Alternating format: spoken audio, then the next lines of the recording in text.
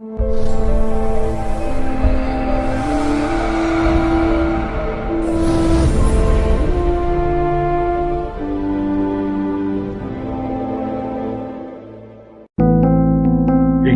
on the subscribe button, especially the bell on the right side. Otherwise, you will miss the latest videos.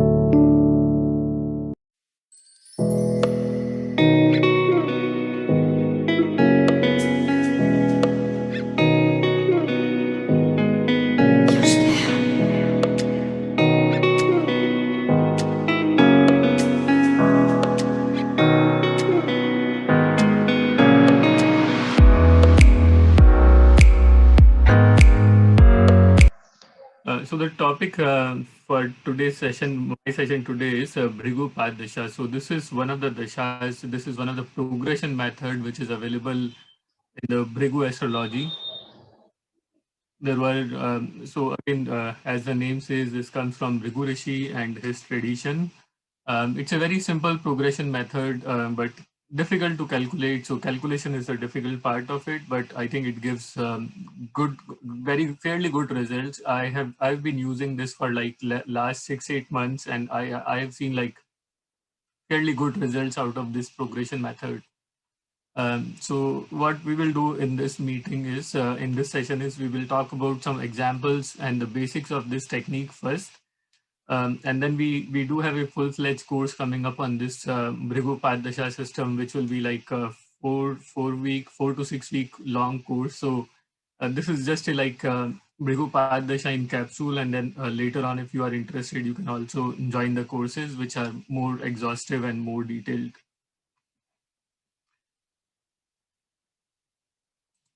So with that in background, this is our Bhrigu Dasha progression. So what happens in Bhrigu Dasha is that each planet stays in the sign for a specific period of time, and you can see on the screen that I've listed out like period in one Rashi. So all the planets will continue to move, continue to progress to next sign in the regular order, and these are the time duration which a period stays in one Rashi. So let's say somebody has sun in Aries. So for first 1 year 7 months, the sun will stay in Aries, but after 1 year 7 months, the will move in the Taurus sign, and in the same way, we calculate progressions of each planet. We progress each planet depending on the time period here, and then we see where the planets are going and um, how they are giving us clues about the various events which can happen. So this is about how the planets progress. But the key to the Bhrigu Dasha is it instead of taking the progress planets in instead of predicting through the progress planets, one of the differences in Bhrigu Dasha versus any other progression is that it gives more importance to the rulers of Arudha Padas of different houses. So the Lord of Arudha Padas, they become the controlling planet. And we all know that Arudha Padas are denoted by typically A1 to A12 or A1 to A11, and then UP for Upapada. And they represent the same thing as the houses would represent. Um, and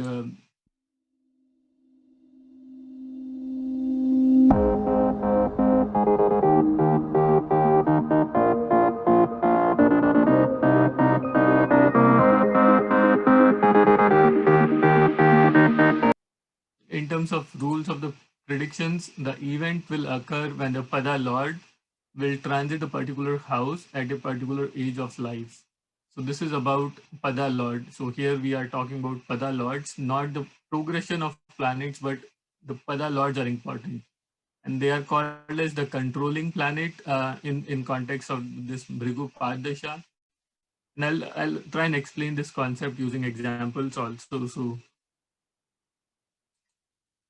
the events will occur when the Pada Lord during their Dasha will influence the houses, house lord and karakas by moving over them or in trines to them. So here, one of the important thing to keep in mind is the trinal aspect is very important. So the planet trine will help each other even in the progression also. So the trinal aspect or trinal progression is fairly important in Bhrigu Padadasha. And we also know that in the other Nadi progression methods also the trine aspects are very important. And here these are the two basic fundamental rules of how to use this Bhrigu Padasha. We'll take some examples here. So here is the chart of Britney Spears, um, and you can see various planets, and you can see various Aruda Padas. So you can see you have Aruda Lagna AL, which indicates your A1, and then A2 indicates your Aruda Pada of second house. A3 is your third house Aruda Pada, and so on and so forth. And your 12th house Aruda Pada is typically indicated by the UL, which is your Upapada Lagna.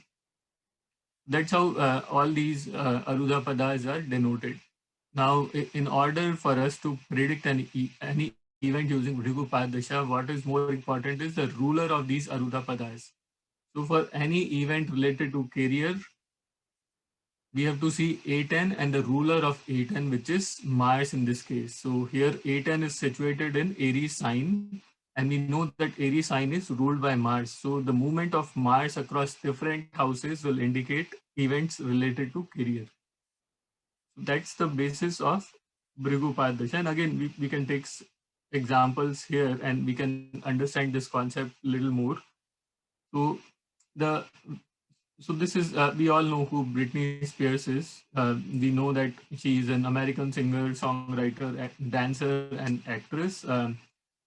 She came in the limelight in late 1990s with her musical albums, Baby Hit Me One More Time, and so many songs that she did around that time. I think it was like a craze, it was like a frenzy at that point of time.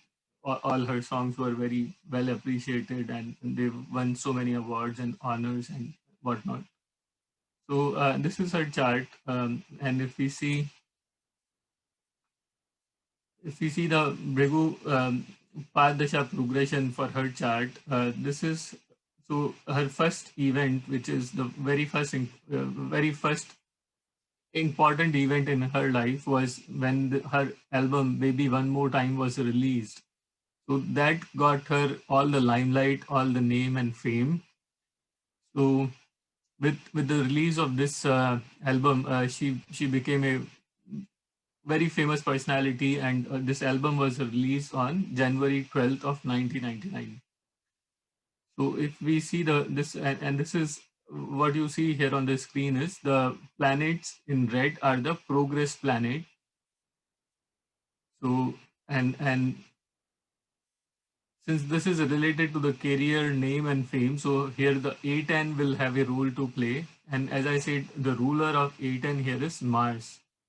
So A10 is in Aries, hence Mars becomes the controlling planet for career.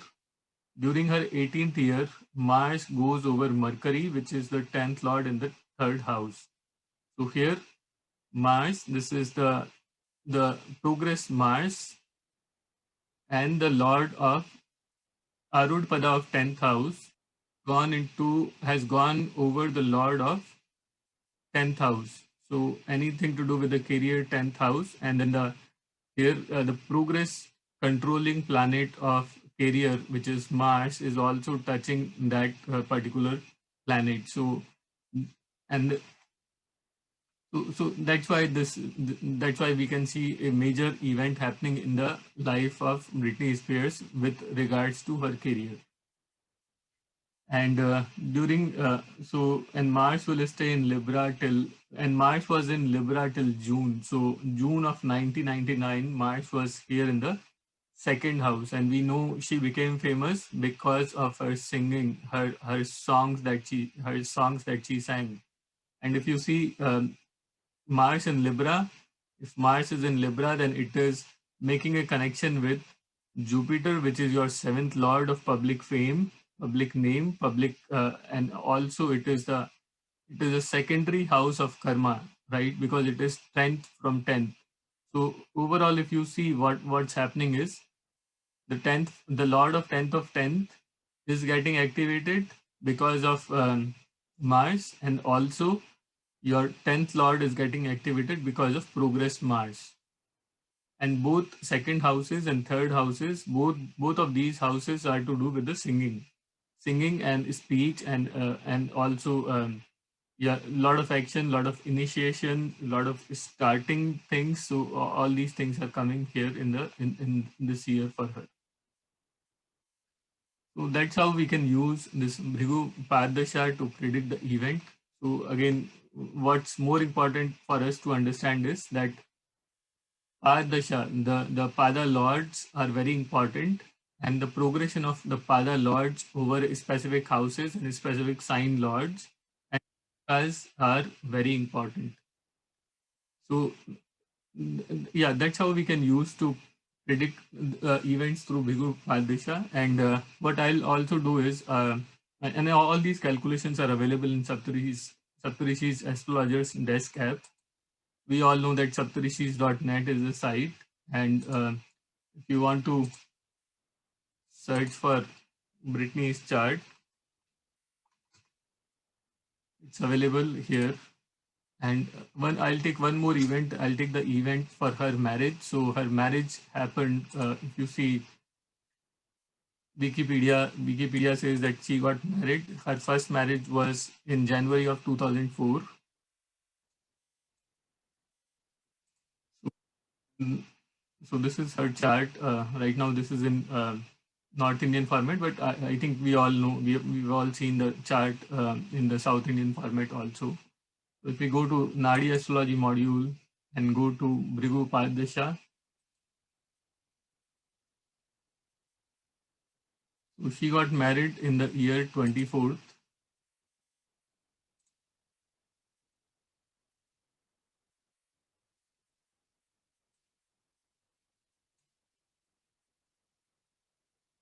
January of 2004. It will be the year 23rd.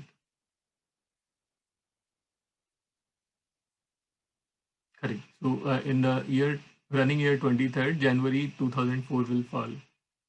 So if you see here,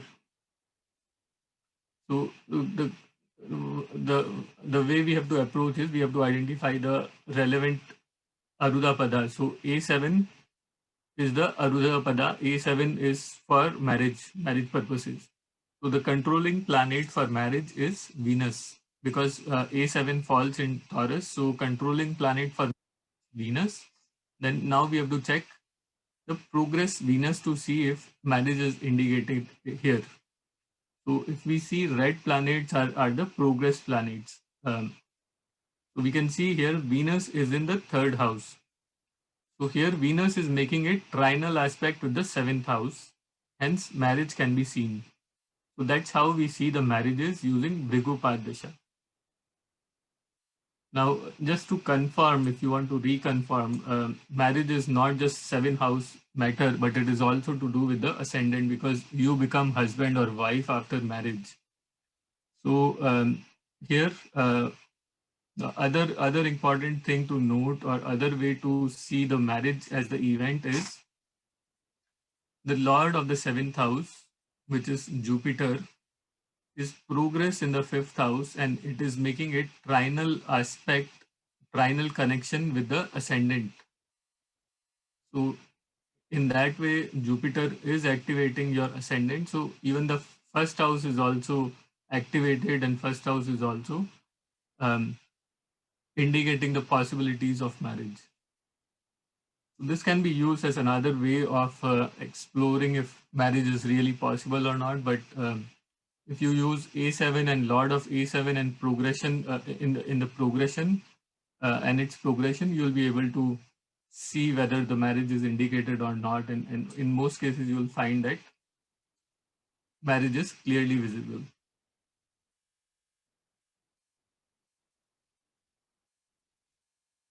So I think, yeah, that's all I have for this session. We can take several examples. We can go on, but I think this probably I've given you the basic tools of how to see this Bhrigu Padasha, and with these examples, I'm sure if you uh, try it on several charts, you will see good results.